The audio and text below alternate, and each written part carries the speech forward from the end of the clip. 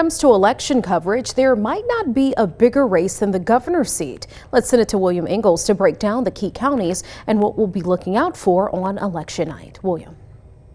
Hey Brittany, when we talk about how this race could break down in 2022, let's take a look back to 2018. Governor J.B. Pritzker here, winning by about 700,000 votes over then Governor Bruce Rauner. Now, the big thing we want to break down in this segment here, does Cook County determine where Illinois goes as a whole? So let's look at Cook County here. J.B. Pritzker wins by about 836,000 votes. Remember what we just said separated the entire race? It was about 730,000. So look here, Cook County, you could really argue, decides this entire race. A couple counties that we're going to look at as well for another election that was for governor. DuPage County, Pritzker wins this by about 8,200 votes. Kane County, Pritzker wins by about 4,000 votes. Now let's see the counties that Rauner's winning. Just click on any of them on the map. McLean County, Rauner wins by about 3,100.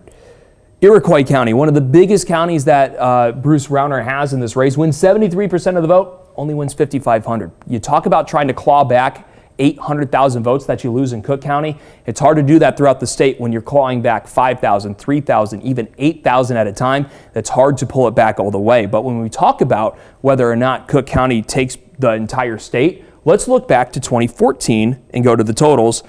You can see the difference here. Only Cook County here is the only one in blue. Did it determine the state? No, it did not. Still a relatively close race, only 170,000 votes separating them here. And also the percentage points, not crazily different, 8 percentage points difference. Pat Quinn winning by 64 instead of about 72 like Governor J.B. Pritzker did in 2018. But the difference is right here. 400,000 votes separating. That is half the total that Rauner had to try to claw back in 2018.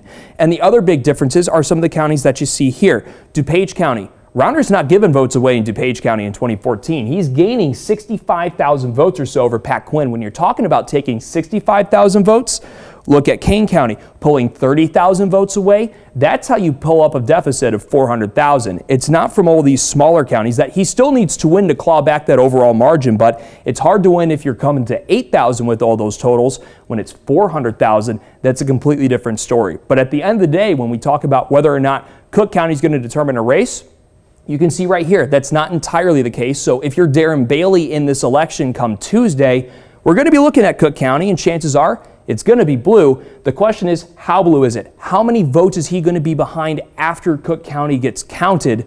And how is he going to be able to make that up? Are these other suburban counties like Kane County and DuPage County, are they going to be blue or red? If they are red, how red are they? And that's going to be the real key as we're looking at these votes live come Tuesday at the midterms. And of course, we'll have all your